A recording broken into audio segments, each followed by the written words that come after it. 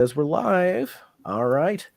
Hello, everybody. This is Hall Yeah Comics, and I am joined by some of my favorite people.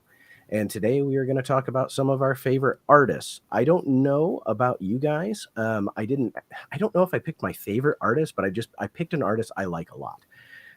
So before we get started, I'm going to go around the horn here and just introduce everybody. So up in the top, that way, top left of me is Derek from Uncanny Derek, and next to him is Hagen from Lettuce Comics, and Eric from SideQuest Comics. Next to me is Dope from Dope Comics, and I am Nate from Hall Yeah Comics. So looking in the chat, I saw Dave was here earlier. So if you're still here, Dave, hi, thanks for being here. There's Uncanny Derek hiding in our chat as well. Everybody's favorite name to say, Big Nasty from Big Nasty Comics. You're one of our favorite comic freaks too. And then it's just me and Dope messing around. Oh wait, there might be more. There's Phil. Hey, there's Phil from Phil's Treehouse, and Mike from Casino Comics. Thanks for being here, guys. And Eric from 9-Panel Grid. What's up, dude? All right. We all brought books to showcase an artist that we like a lot. Does anybody want to go first? I mean, I can, because I'll just right. Yeah, so I have my artist is an unknown. I had the option of choosing some big names. Like obviously I could have done, as Chaz mentioned, Jim Starlin, John Byrne. Right. I have books that can showcase all of this stuff. I would have done Johnny Craig and all that. But I wanted to go with an artist who I feel is very underappreciated and has evolved quite a lot, especially through this particular run I want to show. It's the Australian artist named David Yardin. And he did a lot of Peter David's X Factor run in the 2000s when they did like their volume 3. And so I have his first book, and I kind of just want to show the evolution of David Yardin's work. And he did pretty much the cover artwork for all the books. He does do interiors and such, and he does work on DC now. So I think he's any longer with Marvel. But I just had a bunch of covers to showcase that, some of them aren't great, but they evolve. And I do have some of my favorites along in here too. So I just want to show off David Yardin, because he's a completely underappreciated artist. And I think that he needs to get his comeuppance. So, So here's where he first started off with X Factor number 40.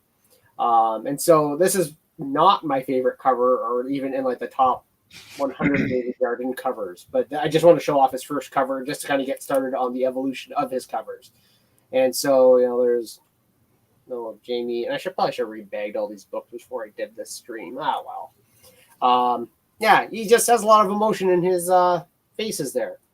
But then, the very next issue ended up being one of my favorite covers because of the huge color contrast and this really awesome. Obviously, the Sentinel is just very overpowering, and you got your multiple man on his own, like right, multiple man. But when there's more multiple mans, is it multiple men or still multiple mans? Right, that's a good question. Wish we had a teacher that would know that. Well, it should be multiple men's, but it is just one guy. Yeah. I think it's I agree with Phil. This was a great run on X. This volume of X Factor was so good. Yes, and I got.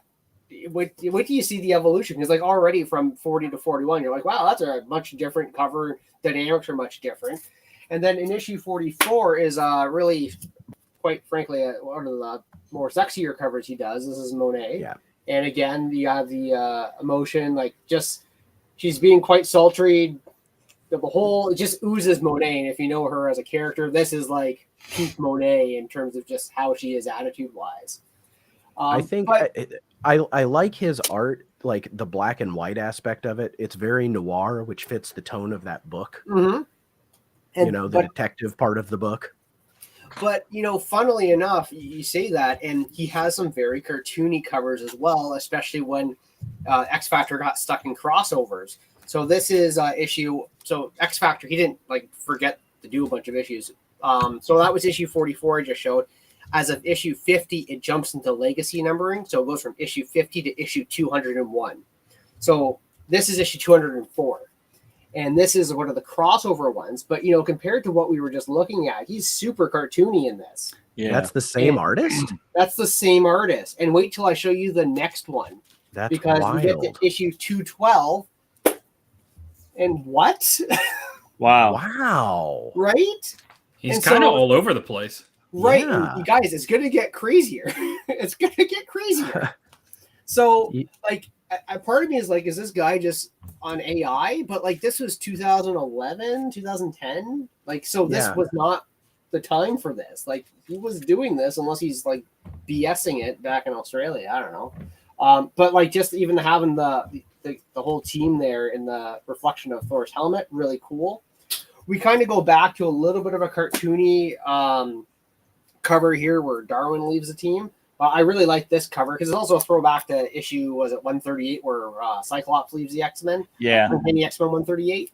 But just the idea of all this negative space being used to really showcase that shadow for Darwin. His ideas of his concepts of how to paint a picture here is phenomenal.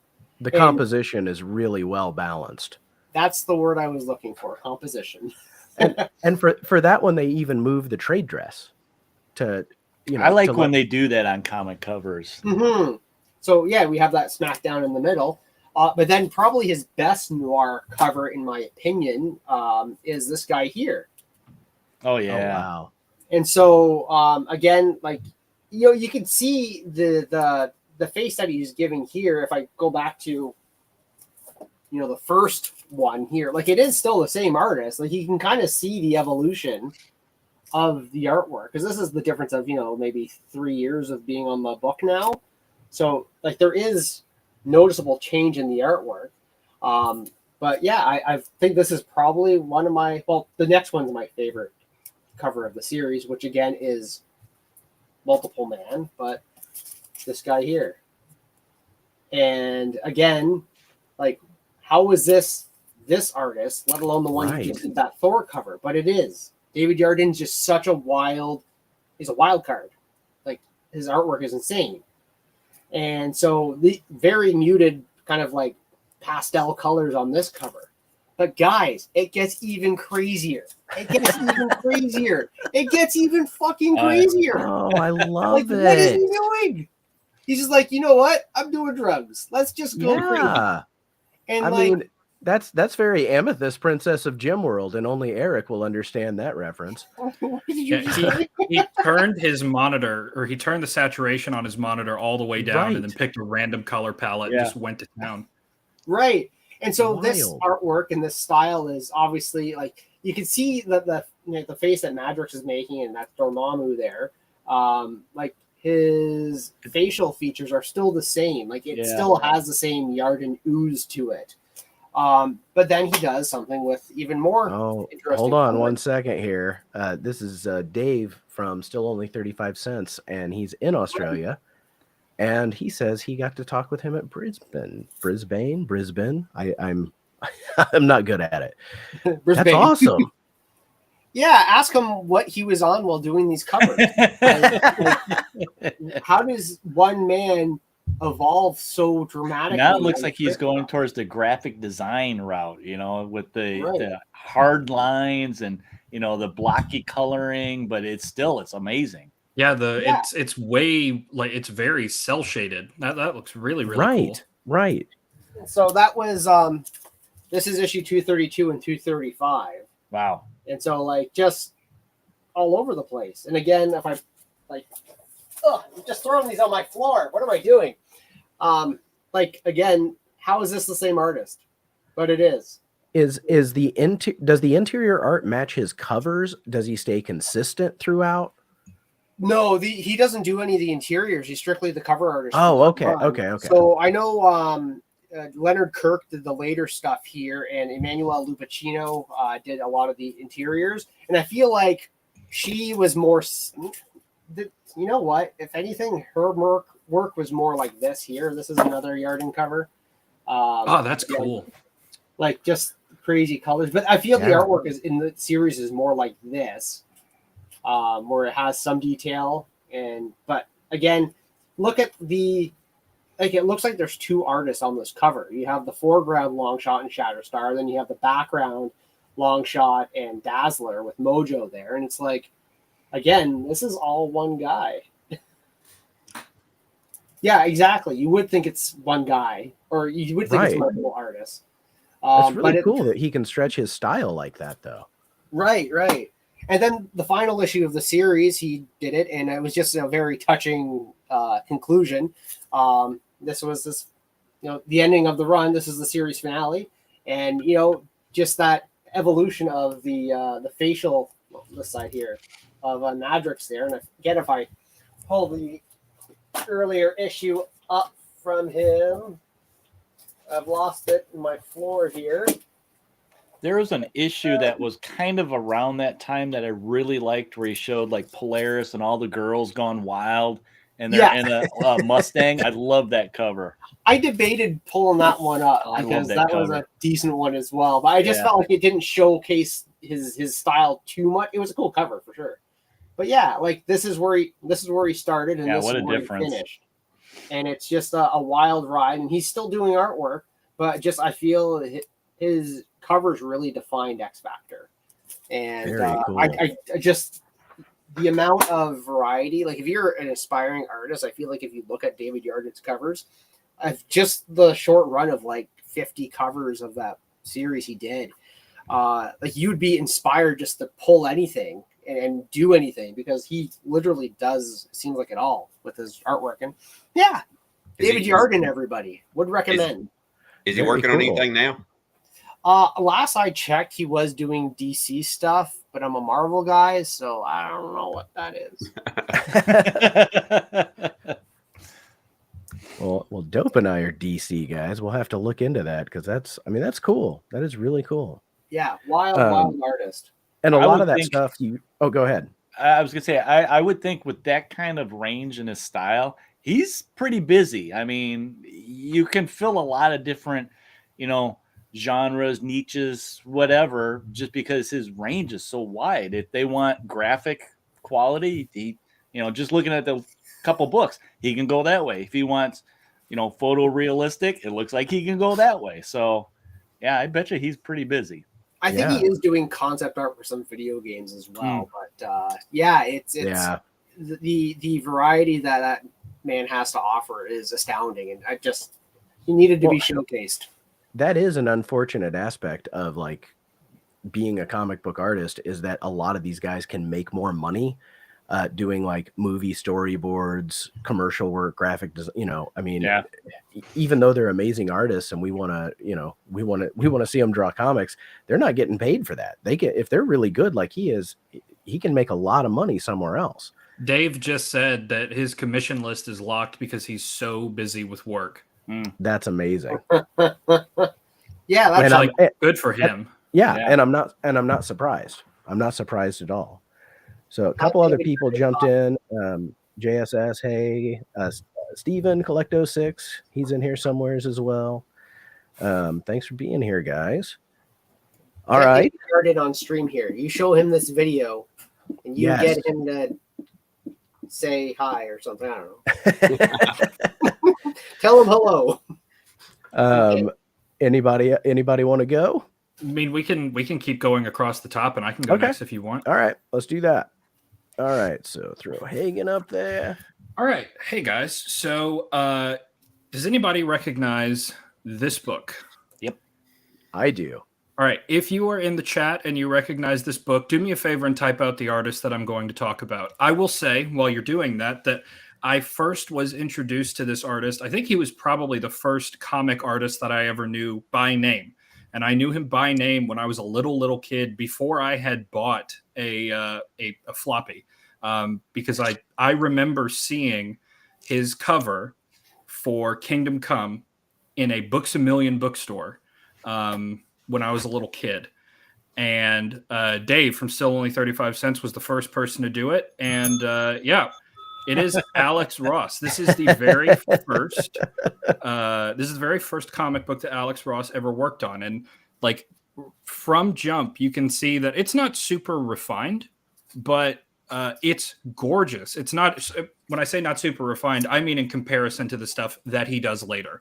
It's already a fantastic painted style. And I'm going to open this because back in this time, Alex Ross wasn't quite the bigwig that he is now. I think that was shortly after he got out of art school is when he did that. That was like one of his first jobs. Yeah.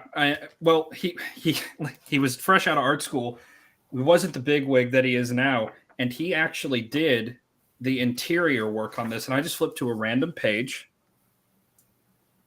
Yeah. And like, it's just I feel awesome like stuff. You can still see it. Like, yeah. Even though it's so early. Absolutely. You can still see it. Like this is, you would not expect this to be somebody's very first work. Right. I don't think. But it was. But it's not. Well, first published work. I'm sure that his sketchbook when he was 6 didn't look like that. But have you seen there? Are you okay? Do you have it?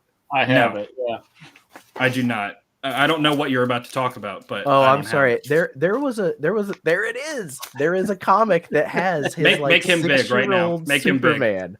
Him big. How awesome is that? You know what? That is that's about on par with what I could do now. So good for him. I don't think I can do that good.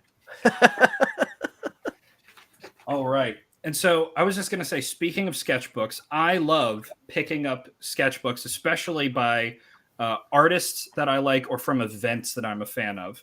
And this is an Alex Ross sketchbook from Avengers Invaders. And so when you pick these things up, you can see they're small and they're small and they're cheap, but you can see the original sketch art that he did for like different panels, different scenes in here. Like, look at this. That's awesome. I've seen that one before. I love that one. It's just great stuff. I love seeing like sort of the process of this. Like there's a big old splash page in here. And he's just fantastic. He has a run of comics that I'm going to get to in just a second called Timeless. So Timeless heroes and timeless villains. I'm not sure that his style is like quote unquote timeless, but it's classic. Like it's just, I think that it will always look great. It won't always look current, but it will always look fantastic. This is a comic book that I don't think I've seen like shown off before, but this is Marvel Comics number 1000. They have like a bajillion variants of this, and this is the Alex Ross variant. You've got Cap down here from like the very first preview of him. And then all of the other superheroes sort of like coming out of it. It's super awesome. Colossus is in there, Hulk, Storm, Spidey's. Are they all like, I think all the poses are like their actual first appearances on pages. Like that Colossus looks like it's from the giant size, his pose, and that Cap is the splash page from Captain America Comics 1. Yep, you're absolutely right. There's a sort of remake of GSX1 here in the middle. You've got the Hulk down there, Spidey swinging in. What was the other one? Black Panther. That's the one that like really seals it. Panther. Yeah. That's absolutely what he did. Wow. I'm not sure that I ever noticed that before, but you are 100% correct. Collecto6 Steven just said, is Rembrandt current? No. We said comic book artist. No, but like that's sort of my point, is that like you wouldn't ever mistake Rembrandt for being painted yesterday, but it's always going to look good. Maybe that is timeless. Maybe I'm just talking out of my ass. I don't know. So ignore that. I've been wrong before. I'll be wrong again. Then he did this series, which is Marvels. Yes. This is from the perspective of somebody help me out with the photographer's name. I can't remember his name off the top of my head. Not Ben Riley. What the hell's his name? What is his name? Not Urich, is it? Yeah. Is it Ben Urich? Yeah, okay. I think it is. Yeah. So this is I did. I needed the jump start. This is the Human Torch, the first Human Torch. Yeah. Then next up is, do I remember this? This is the X-Men. Yep. And that's Angel against an anti-mutant mob, which is like, this is just great. And the little girl, you have to, if you look at it really quick, you don't know what's going on, but she's not a human being. Then that's my favorite cover of the run. I love that photo of Angel. I think that's my favorite story of the run. This is mine. Yeah. This is my favorite cover of the run. The X-Men one is my favorite story, but this is Silver Surfer with the Human Torch reflected in him. Or that's not the Human Torch, is it? Yeah. Is it the Human Torch? I thought it might have been like the Phoenix Force or something, but amazing, like reflective cover there. And then the last one is probably the most famous. Mm-hmm. And this is the death of Gwen Stacy. Spoilers if you haven't read that. But Gwen Stacy dies at some point, and this is the story of that. And then the issue 0 is this one, which is that same fight, I think, but from a different perspective. That's a series that he's like really, really famous for doing. And then at some point later, he did The Marvels, which is a cover that I find really striking. I found this in a dollar bin, and I said, hell yes, I'll take Alex Ross cover art for $1 any day. And then because I'm a Stephen, she died. Don't worry, she got better. I promise, it's okay. And then she died again and got better again, and repeat. She has had 2 kids. If you want to go down that road. It's Q when Nate quit reading Spider-Man. Yeah, really. That storyline is where I was like, and I'm out. Yeah. So we have officially left the variety section of this, and we are entering my wheelhouse, which is Captain America stuff. So the best recent run of Captain America was Coates' run. This one. This is Captain America #1. These covers are amazing. All of the covers are bangers, every single one, because Alex Ross was the cover artist and he doesn't make bad stuff. But this is the very first issue, which is a great. It's a. I don't know if this is the wraparound one. I haven't opened it since I bought it and tore through it, but. There is a wraparound version of this, and on his website you can get a signed lithograph of this, which I've been eyeing. But this is an amazing cover. I'm going to show these slightly out of order because the last one is my favorite, and I haven't seen it like shown before. This is the Stan Lee homage one, which is like it's a really, really pretty color palette. Yeah. Like great motion, great emotion, awesome stuff. Then this next one is like a pop art with still the same style, but like funky colors, which I really, really like. And then the second to last one of this run is this, which is Erica in homage, I think, to that sketch that you recognized. Because it's a classic, pose. But my favorite of that run is this one. Wow. Where you've got the flag behind him that's backlit, and you could just like see struggle and optimism in this. And it's just a single painting. It's just so good. The buckling of his knees, like that really is like that's really what's like that stands out for me. That really is like what I think bringing the whole image to. Yeah, the head down, the knees buckling, like there is effort here. It's right. It's great. But the way he made the flag semi-transparent on that is, good Lord. The man knows what he's doing. He also did some variant covers for the Captain America Reborn. I remember that series. And then good old Cap 600, with my webcam isn't really doing this justice, but it's like a kaleidoscope of colors shooting out from the middle, and it's really, really awesome. Oh, I lied. There's one non-cap related book in here. This is Uncle Sam, number 1 of 2.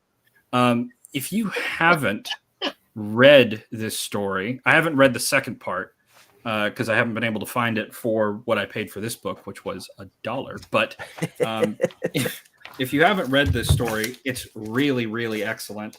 But there is one famous painting of Uncle Sam in this that you might have seen, even if you haven't read this. It's towards the back-ish of the book. Let me see if I can find it somewhat quickly. There we go. That. I was guessing, but yeah, there we go. So, like, if you Google Uncle Sam, this is going to be on the first page of your Google results.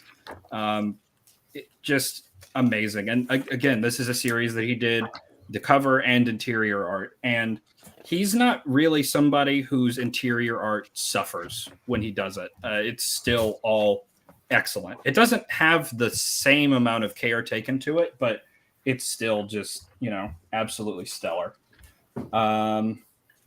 Then we've got this. This is Captain America Sam Wilson number 7.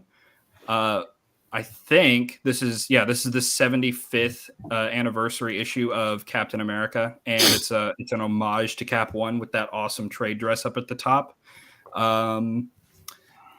So this is also the issue where Steve gets unolded for like the 80 billionth time of his superhero career. And then unolded. I need that. I do too. Do you have to drink it or snort it? I'll do whatever. I'm pretty sure it's like a monthly subscription service. So like you're gonna have to choose between Spotify Plus and that. There's also these, which come on, brain work. There we go. These start the Captain America Symbol of Truth and Captain America Sentinel of Liberty series, which is when they split between Sam and Steve. And like Sam's is really good because you've got him like zooming out towards the cover. But I also just like really love the fire coming off of Cap's shield here. Oh yeah. And then he's my favorite artist. I have I think I just saw 43 covers of his or books where he worked on. These are the last 2. Let's see which one we're going to do first. Okay. The only 9/8 in my collection is this. This is a signed 9/8 of the Captain America Timeless cover. What issue is it? You don't care. You buy this thing for the cover, but it's Captain America number 23. I had the option to buy this from his website already in a slab, but it was a CGC slab and all of mine are CBCS, and I didn't want to do that. So I bought it raw, got it, looked at it, admired it, and then immediately sent it off to CBCS because I'm a whore. I'm not going to do that again. But yeah. I was going to ask you about the white covers. I love the white covers. I like them too. I do kind of wish Nate and I were talking about this at some point. With the 25th anniversary covers, they did like a border, it was the 25th. Yeah, they did like a border of all different heroes, and I wish that they had done something like that, or like different splash pages through the ages of like different like key appearances and things like that. But for him to be the centerpiece is it's really good.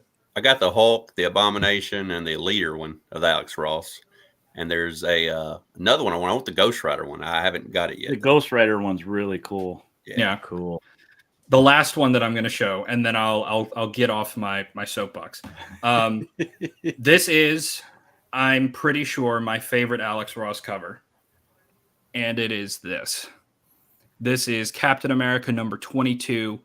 It's just great. You've got like doves merging into F4 Corsairs and B-51s or B-17s.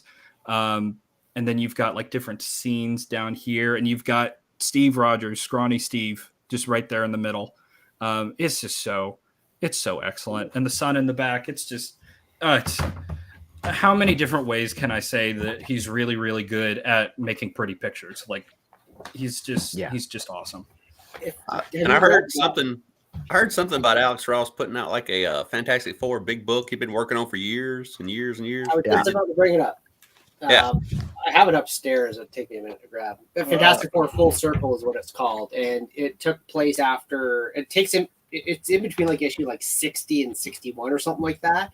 It's just like it takes off from a Stan Lee story, and it is extremely cool because he spent like a year or something drawing it, and you can see videos of him online how he made it, and like he used a. There's some of his early stuff. I mentioned in the chat there with Dave about it, but he had a figurine that he sculpted a figurine of the Thing. Wow. So he sculpted it so that when he used it as reference, he made sure that every stone on the Thing's skin was consistent on every page. So, and he would just pose the Thing and make sure that it was like the level of work involved in making that book. Like the story itself is okay. He wrote and drew it, but like it is so cool. And that Hagen, you gotta look for this. I'm writing it down right now. This is the B cover. There's another cover, but this you will just love. All the behind the scenes stuff of like him taking his photo references and then him sketching it out and his whole. They have like a 2-page spread of him working on just this cover, which is kind of cool. Yeah, the stuff he does for reference is crazy. Yeah, the painting that he did of Reed and Sue Richards kissing for their wedding was was the photo reference for that was his parents, and I think that's really, really sweet. He told a little story about that, and I really liked it. That's cool. Well, Eric, you're already there. I'm already here, and I actually picked an artist that's I don't know if he's my favorite artist. I mean, I came up at the time with McFarlane, Jim Lee, and even Hagen's favorite, Liefeld. But this is an artist that I've known about him for a long time, and I think this last 6 months I really started hitting some of his artwork harder, and that is John Buscema. John Buscema he was kind of a Marvel workhorse, where he did a lot of stuff. They needed a job done type of thing. He was the guy to go to. Now he's had a long career. He started in the late 40s and ended up retiring in the mid 90s, soft retirement. They kept throwing jobs at him. He kept doing them. So yeah, I think some of it is I just missed out meeting him too. I never got that chance, so I kind of thought it was cool. I mean, I'm going to start with, I think, one of the first things I ever saw him do that kind of introduced me to John Buscema, and it is, let's see, this book right here. So when this came out in 1988 was my first introduction to John Buscema. I mean, he did great covers. Like he did a lot of the covers. That cover's iconic, man. Yeah. Well, and then he did stuff like that. Cool fight between him, Wolverine and Silver Samurai. And then we can't forget this iconic cover. Yeah. So yeah, it's just his style. It evolved a little bit, but it's like when you see his style, it's like you recognize it. You know, he wasn't like the big splash artist at any point in his career. He was the guy that they could depend on. Okay, so there's that, but I wanted to start like kind of early in his career. Like I think reading one of his favorite books he ever worked on was Avengers. So he did a lot of the Avengers in the 100s. And this was one of his early Avengers that he did. Now you can't really see the style yet, maybe a little bit. But one of the things I really like about his style is his trademark. Like he shows power, you know, the power and grace in the form, the way that they're very dynamic poses. And I think that was one of his trademarks, really, is that pose. Yeah, that I mean, Vision, just him like, the Vision stance in that cover was just really cool. yeah, It very much looks like Jack Kirby's inker too. I don't know who did the inks on that, but I think so actually, because I know he was all over the place. He did inks, he did pencils, he did plotting and writing. So I mean, he was Promotional kind of artwork as well. yeah, a lot of promotional, and like he started at Timely, and then he kind of went into the advertising world for a while, and then Stan Lee actually talked him back into coming, when Marvel was kind of launching, to come and work for him. So yeah, I think he did a lot of inking then at that time in the 60s. But yeah, he did almost every title you could think of. I mean, some X-Men ones that I pulled that he did. This is one of my favorite X-Men ones. I love Iceman's face on the last one you showed. Yeah. He draws him. Can you hear him? He's so blocky, but you don't. I mean, I just love that.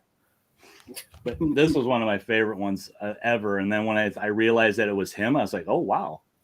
I always confuse that for a Steranko cover because it's so out of Buscema's wheelhouse. Yeah. That's such a great cover.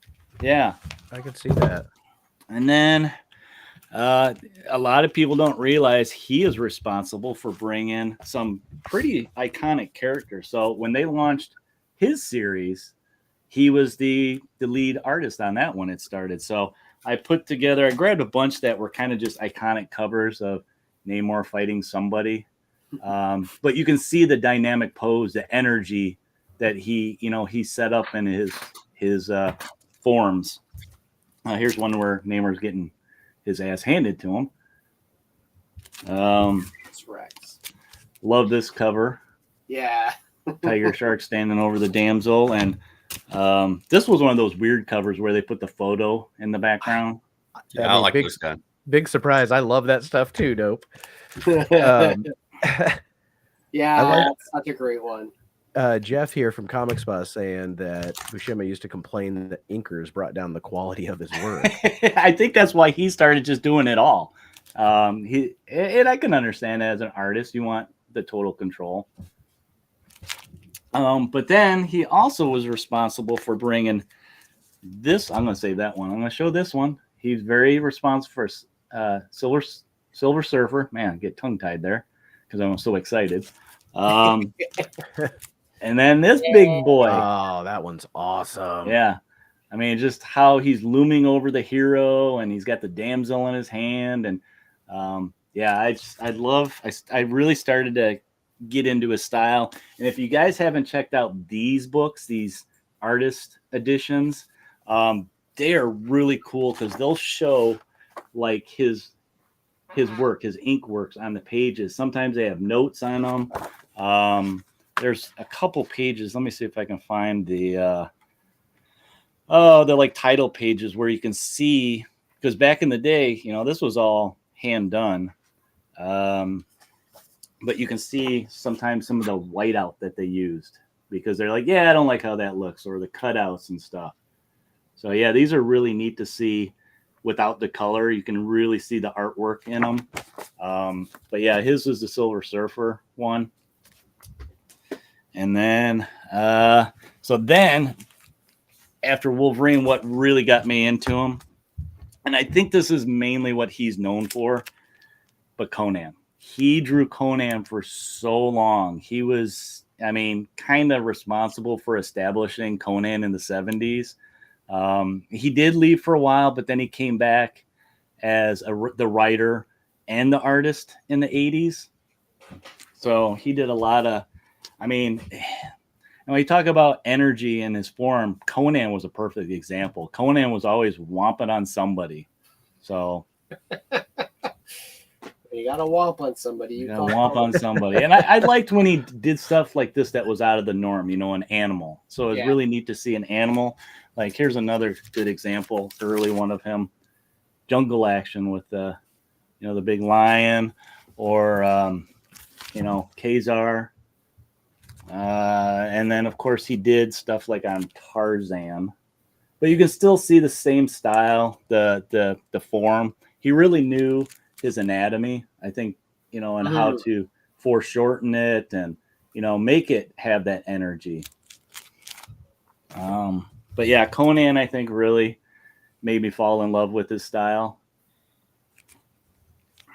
Here's a fun one. What if Conan walked the earth today? Well, it looks like he gets shot. I think he does, but he just like he shrugs like it off. It's Conan. Yeah. Or him and Brock Lesnar would be like really good friends. Yeah. But he did the movie adaptation in the 80s. And like I said, I got a lot of Conan in here, so I'll run through them quick. King Conan. You He did a feel little bit of that John was like Sal is the younger brother. Do you feel Yeah, that Sal was Sal- able to differentiate himself from? I always felt like Sal was kind of a copy of John in some ways. a little bit. I mean, Sal did a lot of work for Hulk at that time Yes. period. And you can see the similarity in their art styles. But then he did stuff like this too. He was a fine artist in many, many ways, where he did paint covers. And probably I think this was probably one of his most famous ones, is this one. I mean, that's paint. You look it up, it says paint by John Buscema, you know. Wow. Let's see what else. And then I remember in the 80s, here's a cool little throwback. I got this book when I was a kid. Yes. And I don't know how many times I studied this. And I talk about his form and stuff. He has a lot of these kind of things where you learn how to do the stick figure and make it look dynamic, like he's actually running or fighting and stuff. I used to. That page right there is what taught me that I was never going to be an artist because I couldn't make the stick people fight. I think him and Stan Lee did a video of that book. I think they actually like videotaped how to draw comics. I think they did. Yeah, it was a VHS. I had it. Yeah. I remember it. And what happened? There was one with Stan Lee and Todd McFarlane that was similar as well. Let's see what, and then I'll just run through these last couple notable ones that he did, because like I said, he worked kind of all over the place.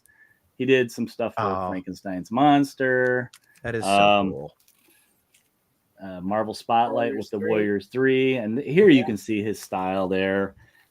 Here's a big one that people I don't think realize. That's John Buscema. He did. I wouldn't have thought that was him. One of my favorites. I love 2-in-1.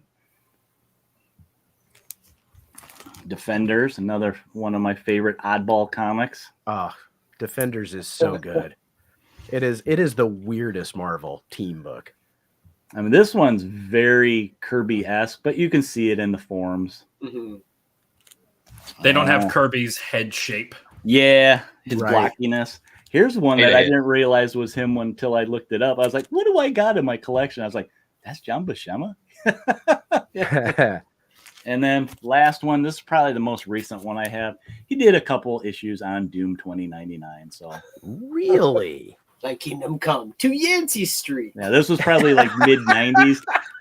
So this was probably, it says 96. This was about the time he retired. So this might have been one of those things that they're like, John, we need somebody to finish this book. And he's like, all right, I'll do it, type of thing. So that's kind of odd, because if you look at Doom's like mask design on that, it's very much like his first couple appearances before it sort of it changed. Obviously, it's very old school. Yeah, he ended up passing away in the early 2000s, like 2003, I think it was. He had, I want to say it was stomach cancer is what ended up getting him. So, yeah, I grew to like his style. I mean, he's consistent throughout, but it was just that dynamic poses, I think, it really makes the heroes feel like heroes, and larger than life. So, well, I also like, I mean, so far we've got like a really good variety of things we brought, and I'm glad you brought him, because both Marvel and DC have this like stable of workhorses, guys who can get a book done. Yeah. And just because you are in, especially Marvel, has their house style, but that's not a bad thing to be able to fit, to do the job you're hired to do. Yeah. And he still has his, like you said, when you look at the things, even that don't particularly exactly look like him, you can still find those elements of his power and his posing. I was just gonna say that like he does have a very distinctive style, and if somebody were to ask like, can you name a comic book artist that is like, this is what comic books look like, he would not be a bad shout. No. Like that doesn't mean that it's generic, because like just because things are cliche, like we see Star Wars as being cliche, but it actually invented the cliche. I feel like it's kind of the same with him. Well, like a lot of that style has been emulated since then. And he's not the standard. He's not he's not boring. He's more of the standard. Like this is what we're shooting for. People go around that, but he always was there. And I think it's important to note that like comic books are still a relatively new medium. Like they really only are like 100 and some odd years old. And if you take that, John started in the 40s, Kirby started in the 30s. Like there really isn't a lot to point at and say like, oh, this is how it should be, because they are the progenitors of it, really. Yeah. Very cool. Very cool choice. I mean, it's like I said, like maybe not a conventional choice, but a very cool one. So I really wanted to kind of go out of the box a little bit. Yeah. That's awesome, man. Awesome. All right. I'm excited to see who you picked, man. Well, I like horror, and I was going to go with Maurice Whitman or maybe L.B. Cole, but both of them are really, really old. And I decided to go with somebody more my generation, and I went with Bernie Wrightson. Oh, good choice. Good choice. I'm excited. And I thought Derek would go to that. Derek will have something to show. I have it right here. I haven't put it up yet. I've got all kinds of Bernie Wrightson books I could show, but y'all have seen all that. So I decided to show something that most people don't ever get to see. Bernie Wrightson, he would set up at cons, and he would bring his own little manuals with his artwork in it, and you could get them autographed. And the first one that came out was this one, and it's The Fantastic Creations of Bernie Wrightson. Well, that's cool. And when you get these, they have just amazing artwork on every page. You can see just Resident Evil monsters. You can see all kinds of just page after page of Resident Evil looking monsters. And he would sign these. Cool. And I think the only way you could get them was come to his shows. And I don't know how often one would come out, but there's 4 of these books, and I have all 4 of them. Stuff like that. I really like. Yeah, it's like right out of the original Resident Evil game. It's wild. That's what I was thinking. Yeah. This was the first one that came out. Number 2 was mainly, he started doing these, and they were like kind of like feature stuff. Like this one's mainly all dragons, and he autographed this one down here at the bottom. But in this one, you can see there's some weird stuff like that.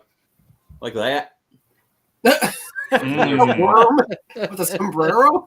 Yeah, there's like he's got this big dragon in here. He must have really liked worms. There's a bunch of worms. Oh, that one on the bottom left is going to give me nightmares. Oh my god, that is awesome. They just need a hookah or something, Alice in Wonderland. But just dragons. So this book is mainly dragons and worms. It looks like. Oh, that's cool. They're slow down. They're so unique. Wow. And I don't know if he ever published any of this in like real comic books or not, or if it's just like drawings. But this one was mainly dragons, and he autographed this one across the bottom. The next one he came out with was werewolves. So this one's autographed across the bottom. Werewolves. And this one's actually got one of my favorite pictures in it. This one's got a Frankenstein in it. Okay. Oh, very cool. Well, that zombie one is wicked. Now, I was going to ask you, Dope, have you ever seen this one that he did? Yes, that's amazing. That's got some. I mean, you can really see his line work. In this with the black and white. That one page where it's got the Frankenstein with all the vials and all the. Yeah, that's an amazing one. But you can see like his transformations and stuff. Oh yeah, I love his werewolves. Nate, what do you think? I love it. It's body transformation. It's body horror. Oh, that one on the right is crazy. Look at that that looks like some H.R. Geiger stuff. I was gonna say if the xenomorph popped out of a werewolf, that's what it would look like. Alien Romulus was missing. Just werewolf faces.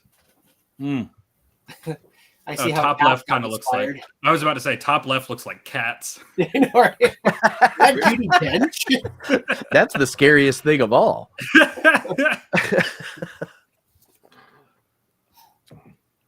That's cool. Right. Cool. Very cool. The thing that always drives me crazy, like with even Hank, when you're showing the Alex Ross stuff, their sketches, it's like these are just their sketches. This isn't like their finished work. This is them just dinking around. Yeah, this is the stuff that didn't see the light of day, and like, how dare you?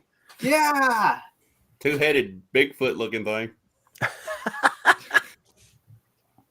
Yeah, this werewolf book is awesome. The creatures, look, that's like a mermaid or something. Yeah. That's cool. Mermaid wolf.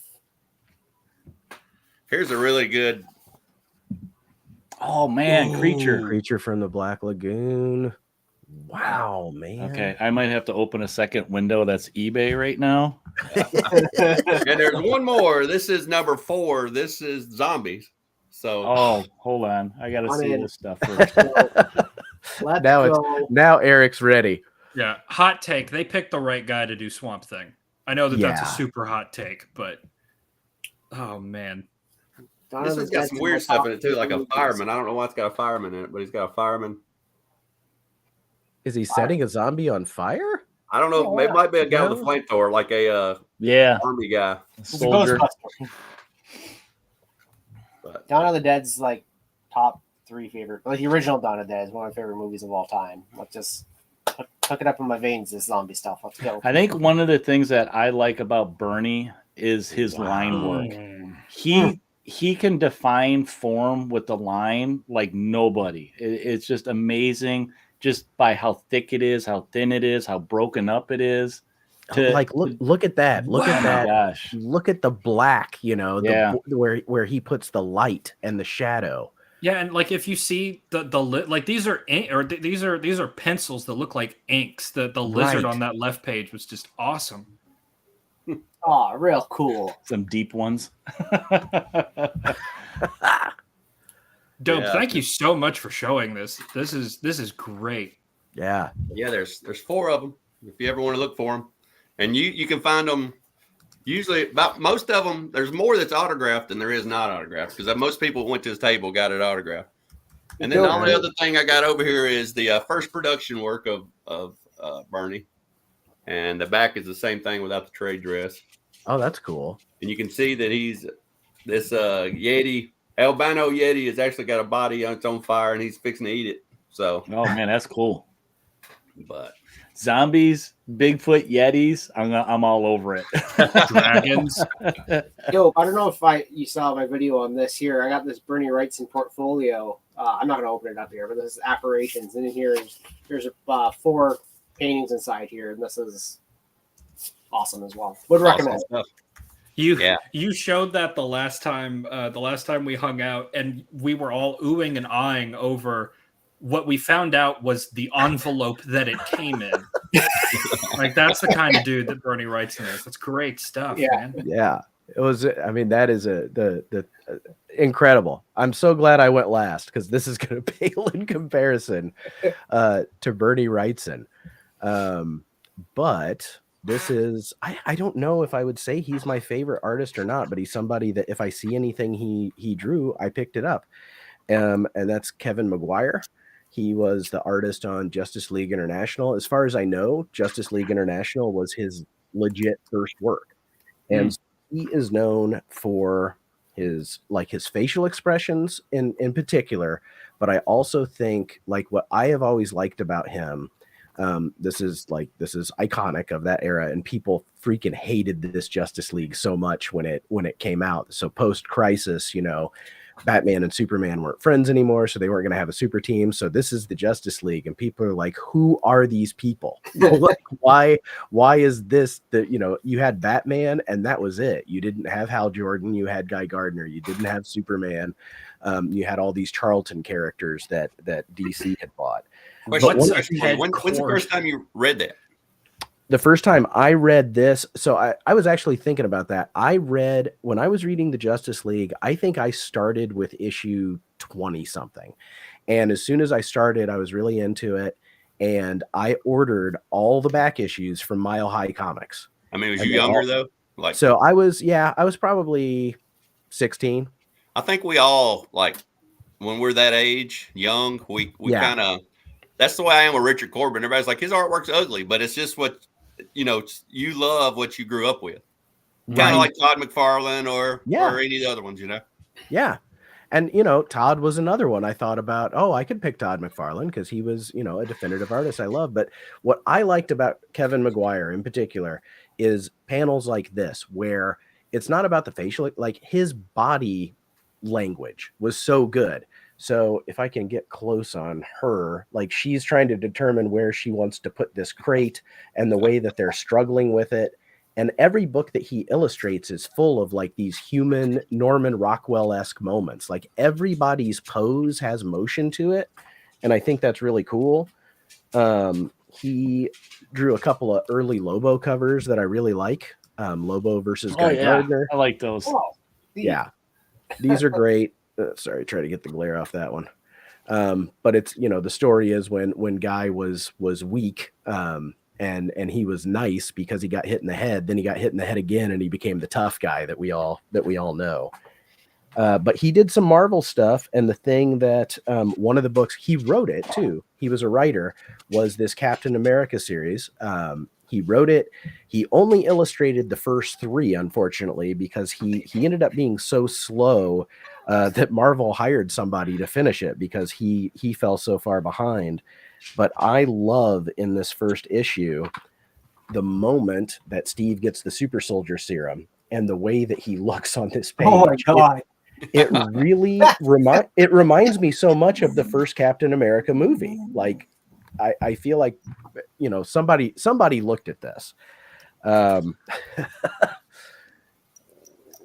Again, like I like the way he does motion and body language, the way this guy's moving after he gets shot. He did a lot of covers for Legion, 89, 90, whatever you call it. But I mean, just the expressions on the faces, the body language as everybody's running or falling. He doesn't do anything like fancy, it's all very simple line work. And I really appreciate that less is more approach that he has, because at the time that, that he was an artist, keeping in mind that this was Liefeld and, McFarlane, there were a lot of people doing a lot of messy image stuff back then. Here's another good Lobo one. And the colors a lot remind me of like Mike Allred as well. Like it just has that kind of like ecstatic kind of look to it. And he's somebody else I kind of toyed with maybe picking. One of my favorite things that Kevin Maguire did was this mini series inside of Batman Confidential that was Barbara Gordon Batgirl versus Catwoman. And as you go throughout the story, they're beating the crap out of each other and they get less and less clothes on, but it's not in like it's not in a gross way. Like that's the other thing I appreciate is he draws women well, but like realistic proportions, not over the top and never kind of like gross. But look at Barbara's costume on this one. Like there's hardly anything left. Yeah, got the bat symbol still in the That's okay. Yeah. she doesn't have a Power Girl boob window yet. The last thing I brought to show is one of my favorite. It was with Keith Giffen and JMD Mateus, the same guys who did the Justice League, and I'm going to save the first issue for last because it's my favorite cover from this series. So he did the interior art as well, and it's really good. And I mean, that's a veiny Hulk. Yeah. Dormammu holding the Earth. That's cool. We've got evil Stephen Strange working with Dormammu or taken over by Dormammu. And then the last one is he does a really good job with, full action scenes with a lot of characters. And so this cover kind of showcases that where, and I like the composition as well. I like Doctor Strange in the middle, Namor and he draws Silver Surfer in this as well. And his Silver Surfer looks very much like an alien, not just like a regular human. And that's on this last one. And it's my favorite as Hulk is almost picking his nose. He's just but if you look Namor has this big head, like he has an alien. Silver Surfer. They made room for his mega eyebrows. And the expression on Doctor Strange's face. But I mean, I loved this when this came out. I thought this was a hysterical read. This is what made this series I read before I had read any other Defenders. And that's what made me go back and track down, some of those older books and find a lot of enjoyment in them. I don't think I would not put him in the same classification as being a workhorse, because he did a lot of work for DC and Marvel. But he struggled with deadlines all the time. Things would be late because he wasn't fast. And I don't know that I don't think he's doing comic book work. I've looked up his website a few times. He's not taking commissions either. He says, nope, too backed up, but that doesn't necessarily mean he's got a lot of work. Because he's never been that fast. But yeah, I loved this idea because the last time we did get together, we ended up backstage just talking for another 30 minutes about artists, and just that kind of thing. So I thought this would be a good one to come together on and just have a focus for everybody. Thanks for being here, Big Nasty. Thanks to everybody for being here. We've had consistently had 10, 12, 15 people in the chat. And I'm sorry, while I was showing books, I did a terrible job of clicking on chat. But yeah. So go ahead, Dope. What were you going to say? I just think that one good sign of a good artist is that you can look at his artwork and tell who the artist is without looking for the name. There's a lot of people that can draw well, but a lot of people copy other people. If you can look at an artist and tell who the guy is, I mean, they've really done something. Yeah. People say that about musicians too. Guitars are pretty much all the same, but Jimi Hendrix and John Mayer sound very, very different, Right. And so when somebody can take a pencil and do, stuff that Sal Buscema does, and then do stuff and then see stuff like Bernie Wrightson does, those are completely different things, but it's just so cool to have that distinctive style. Well, like Santana or Slash can play one note and you know who they are. Mm-hmm. Right. You know what I mean? So unless you're David Yarden, because then you just throw everything off.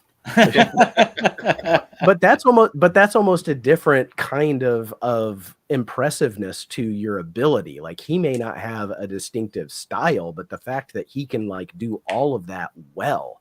He plays guitar and drums.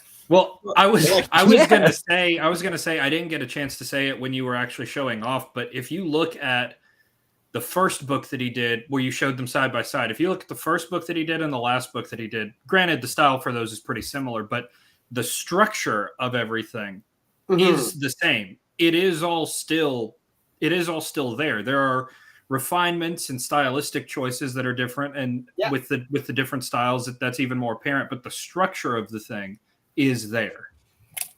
Well, like Andy Warhol is very simple, a Campbell's can, but you know who it is when you first look at any of his work,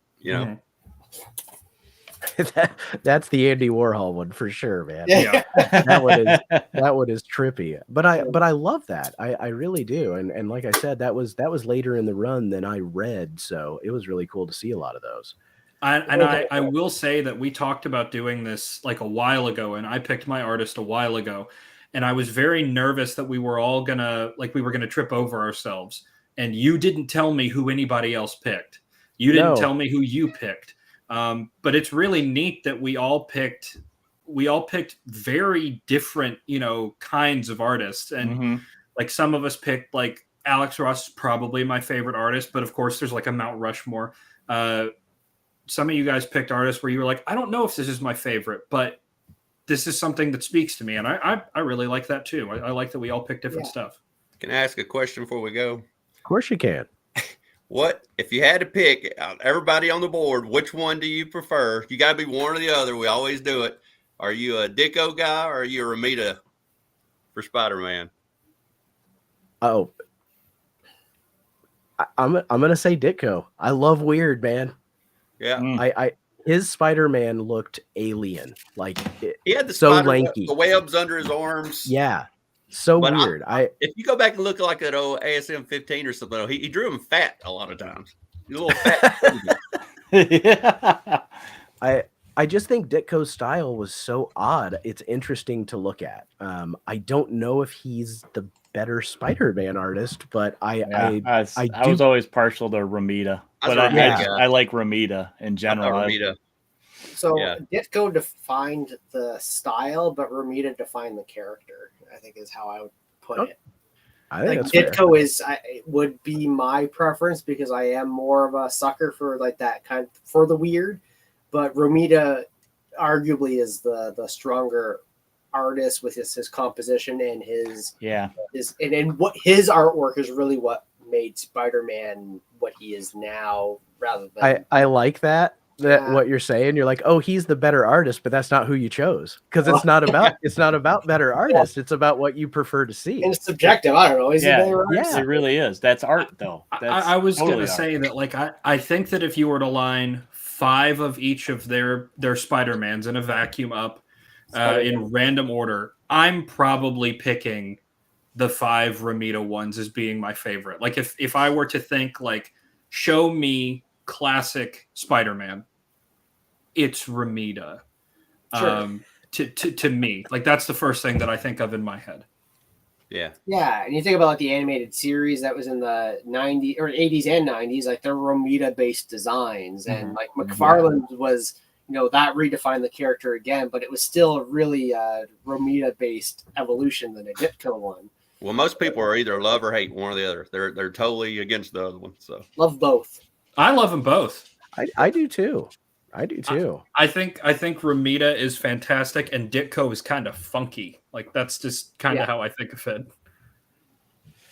Yeah. Kirby or Ditko, that's the real argument. And Dave, I forgot that Ditko did Speedball. He may have done Speed too, but he drew Speedball. I think he did the whole series actually.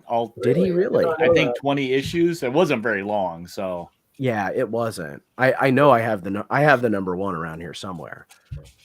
But yeah, I like Ditko. I actually just picked up something of his from like the 80s. It's late Ditko, so it's like 85, 86. It's a 3-issue series, and it's real messed up. I'll show that off on a weird stream some other time. It's weird, and it was a great pickup in a dollar bin. But I just whenever I see something of his, I do gravitate towards it because it's different. He didn't fit that house style. I think that's why he struggled at Marvel. Yeah, he did some weird Charlton covers too. Yeah. Yeah. He. All right. I was going to say before we do go, does anybody have anything coming up that they want to talk about? Because I don't. I have a winter break coming up. I mean, I appreciate you guys being available for this. Last time we did have this scheduled and I got so sick, I just literally couldn't do it. I had to go home from work and I'm still dealing with it. Like I am not over this chest cold. I don't know what it's developing into now. But yeah, I'm my winter break is coming up, and I'm gonna get some stuff filmed, but I don't have anything coming down the pipe right now aside from I am gonna hang out with Dope on this coming Sunday. All you guys are invited. It's the 22nd. Oh, yeah, 7 o'clock the Sunday. It's a year in review. I'm going to send out the categories, but we'll have like best comic book read, worst comic book read, what you plan on collecting in 2025. If you finished up any series or whatever, just whatever. So I was just going to say, I think I'm busy that day because I remembered somebody messaging me about that, but it was you. So yeah, I'll be there, man. So it's gonna be fun. I was thinking about the best DC book I read and the best indie book I read, and I thought it'd be good just to get together and figure out what we're doing in the year in review. So yeah, and I like that. I appreciate you asking me because it did get me thinking about this year and what I picked up, and like there have been some good reads. There have been some bad ones. I've dropped a lot of books. So with this group, I figure we'd be all over the boards again, with different stuff. It is we definitely fill we do the whole wheel of things that come out, and that's why I like talking to you guys. My favorite book's a DC book, so maybe we'll be all over the place in a different way. That is shocking. Well, now I'm really excited. All right. Well, thank you everybody who was here in the chat. Thanks for joining us. Everybody's link is down below in the description of this video. If you are not subscribed, I don't know what you're doing. These guys are great. So please go give them a sub, and we will see you next time. All right. Thanks, everybody.